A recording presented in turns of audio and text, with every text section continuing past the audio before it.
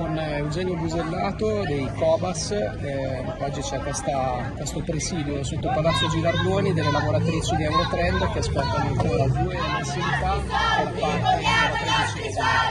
Certo, le lavoratrici stanno protestando perché la cooperativa se n'è andata sostanzialmente già alla fine del mese di maggio e non pagando il mese di aprile e di maggio successivamente, quindi è chiaro che questo ha determinato una situazione insostenibile per le lavoratrici.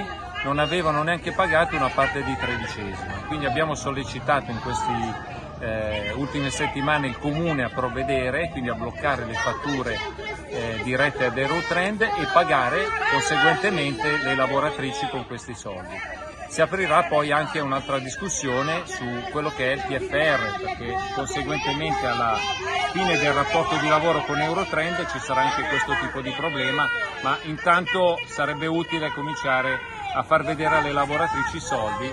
Ricordiamo che le lavoratrici sono con contratti part-time, quindi anche poche ore, quindi parliamo di stipendi molto ridotti e ci troviamo anche in una situazione dove alcune di loro sono addirittura monoreddito e quindi capiamo bene qual è la grande difficoltà. Il Comune di Busto finora cosa ha risposto?